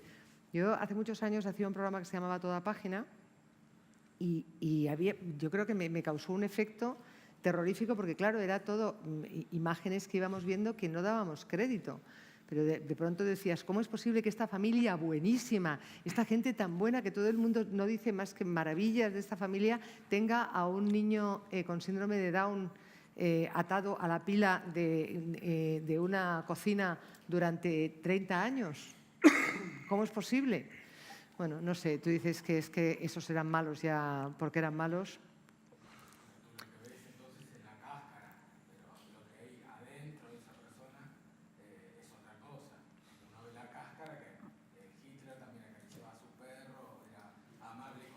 Pero tú crees, te pregunto a ti, ¿tú eres bueno o malo? ¿Tú qué crees? ¿Que eres bueno o malo? ¿Y cómo sería si a tu familia en un momento determinado vinieran 4 a ponerlos al límite o a machacarlos o a darlos o tal, si no nos contuviera el Estado de Derecho? Es decir, porque yo creo que, por ejemplo, las normas y las leyes existen porque ninguno de nosotros somos perfectos. Y como no somos perfectos, tenemos que tener unas normas y unas leyes que nos contengan. Porque si a mí, yo estoy ahora aquí con mi hijo, yo creo que soy muy buena, yo estoy aquí con mi hijo y alguien viene a tocarme a mi hijo, en ese mismo momento, porque no la tengo, pero si tengo una pistola disparo, si tengo no sé qué hago, todo lo que sea, toda la maldad había por haber y a lo mejor se me ocurre la peor maldad. O sea, yo lo veo cuando estás en el parque con tu hijo y de pronto un niño le empuja al otro, es que tienes unas ganas de darle una colleja al niño que no se las das de pura casualidad. O sea, salen en las pequeñas cosas siempre esas pinceladas que tenemos de maldad, probablemente de maldad todos. Pero ¿tú crees que no se la da solo porque está penado? Porque, a ver, yo creo que aquí hay una cuestión que es interesante, ¿no? Y en el fondo articula buena parte del relato criminal, ¿no? Y también está presente en vuestras historias, ¿no? Es decir, es evidente que hay unas condiciones que favorecen la violencia. y que cuando unas personas viven muy inmersas en esas condiciones que favorecen la violencia, tienen muchas más probabilidades de acabarla ejerciendo que quienes no están inmersos en esa situación, ¿no? Pero incluso dentro de las mismas condiciones hay reacciones diferentes. Por supuesto. Hay personas Es que cosa viven bien en señalada que de la entornos sangre pareja salga la cría cambiada. absolutamente criminalizados. No sé, yo hay un entorno que me ha interesado mucho en los últimos 2 años por razones de mi último libro, que es El campo de Gibraltar, donde hay personas cuyo único sueño en la vida es entrar a trabajar en una organización de narcotraficantes para ganar mucho dinero trabajando muy poco. Pero en ese mismo barrio donde un niño elige el camino de ayudar primero a lijar, luego a vigilar y luego finalmente, si tiene suerte, conducir una lancha para meterse 50.000 euros en una noche, hay gente que se termina la ESO y se termina el bachillerato y pide una beca y se va a Granada y estudia medicina y está en el mismo sitio. Es decir, que hay un factor individual. Tú probablemente no le pegas la colleja al niño porque sabes que está muy feo que una mujer de tu planta le pegue una colleja a un niño de 1,10. Hay mujeres que no, de tu planta, que no tienen esa conciencia, ¿no? Y es una conciencia individual. Sí, está la conciencia individual y, por supuesto, yo lo creo. Y no solamente, o sea, no hace falta que nos vayamos tan lejos. Yo tengo 3 hijos y a los 3 hijos se supone que les he dado la misma educación, los quiero igual y son completamente distintos y reaccionan de manera diferente. Y uno estudia y otro no, y uno le gusta la play y otro es skater y otro... Cada uno es de una manera, ¿no? Y eso es así y es cierto. Pero yo sí que creo que en determinadas circunstancias hay un germen que está dentro de todos nosotros. Hay circunstancias que envilecen completamente y que incluso bloquean, y luego hay una figura que existe en derecho, que es el estado de necesidad. Es decir, si alguien va a decapitar con una motosierra a tu hijo y tú tienes un fusil de francotirador, pues aprietas y que sea de calibre gordo para que le vuele la cabeza al de la motosierra. Pero eso es hasta legal. Eso es hasta legal, ¿no? Fuera de esos extremos, yo creo que a veces sí que es un poco peligroso este discurso que lleva como a justificar, ¿no? Yo, fíjate, esto yo lo aprendí en la cárcel, entrevistando a un señor que se había pasado más de la mitad de su vida en la cárcel y al que le hice una pregunta a cebo creyendo que me iba a responder una persona que se había criado sin padre, prácticamente sin madre, en el barrio, con lo peor del barrio. No sé, como que le di pie a decir la sociedad es culpable de lo mío, ¿no? Y el tipo, que era inteligente, no, eso sería demasiado fácil. Yo he tomado muchas decisiones en estos años y he tomado muchas decisiones equivocadas. Déjame que te diga solo una cosa. ¿Tú crees, y vuelvo a mi novela, que las personas, cualquier persona de bien, dirías, si le preguntas, le dirías, ¿tú qué estás dispuesto a hacer para tener hijos? ¿Tú de qué serías capaz? ¿Hasta dónde llegarías? Y cualquier persona, buena persona, te dice, hombre, cualquier cosa no.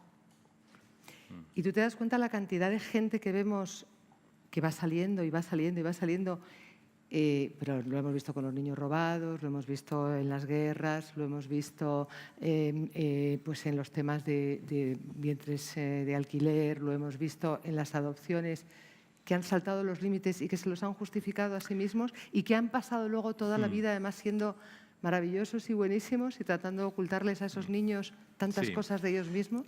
Pero yo creo que también es porque estamos induciendo un poco una cierta inconsciencia y olvidar, porque el límite es muy sencillo, y lo escribieron los romanos hace 2000 años, alterum non ledere, no dañar a otro.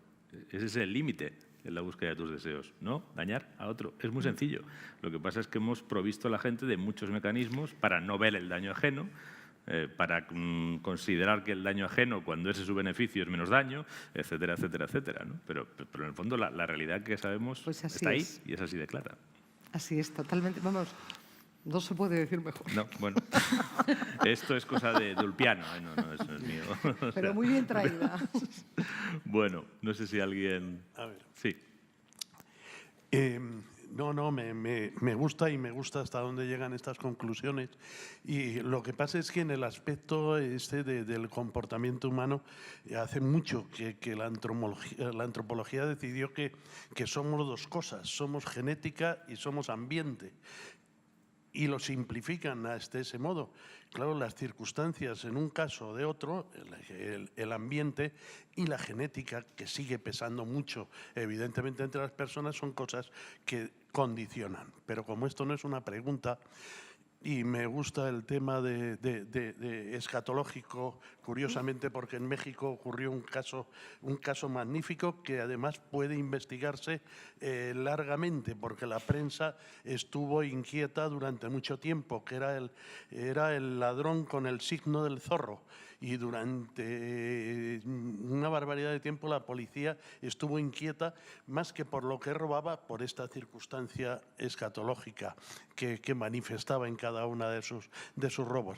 Pero lo que a mí me gustaría, ya que los cuatro están reunidos y esto ha sido francamente una de estas ocasiones en las que la novela negra da mucho de sí y transmite mucho, me gustaría una manifestación en torno, cada uno de ellos, a cuál es su referencia más importante dentro de la novela, de la novela policíaca o de la novela de misterio o de la novela negra, como ahora la definimos. Pero sí que me parecería interesante porque es un reflejo y a ver si lo encontramos en los libros luego. Muy bien, pues si os parece cerramos con esta cuestión, que ya estamos en hora de descuento. Pues mira, yo sí tengo que ser sincero y señalar que mis principales influencias no vienen por la novela negra, vienen por el costumbrismo, pero muy brevemente una de las lecturas que más me ha impresionado fue Wilkie Collins, La piedra lunar, que es sin duda una piedra angular del género. En mi caso, yo siempre me he fijado mucho en Patricia Highsmith. Me gustan mucho sus atmósferas, el tratamiento que hace del crimen, de la culpa, la mala leche interna que tiene esta mujer me estimula y me fascina al mismo tiempo. Y podría tomarlo como referente, pero tengo muchos más. Pero este sería un poco el que me apetecería contar. Pregunta complicada. No sé, yo diría una cosa, que es que quizás dos de mis escritores favoritos de novela negra son escritores de ciencia ficción. Claro. Que uno es Isaac Asimov y otro es William Gibson.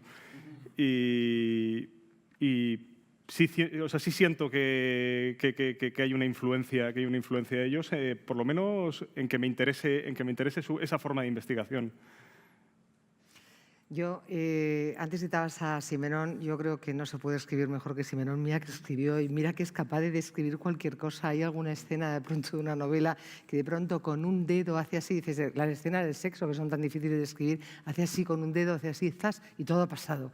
Y dices, Dios mío de mi vida, ¿cómo es posible que este tipo tenga esta enorme capacidad?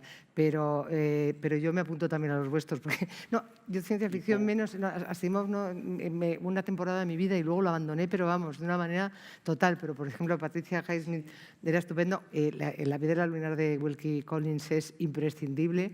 Y luego yo creo que tenemos muchos españoles ahora estupendos. Aquí este señor que es estupendo, que por supuesto hay que citarlo, pero luego dentro de los otros negros así, que de pronto dices que van rodeando el mal de otra manera y que no tienen a lo mejor la investigación, pues a mí me gusta mucho Zanón, por ejemplo, que es un tipo brillantísimo, pero brillantísimo, es una bestia también, ¿no? Y bueno, seguiríamos, pero no tenemos tiempo, nos vamos. Bueno, con buenas recomendaciones de lectura para quienes no los conozcan.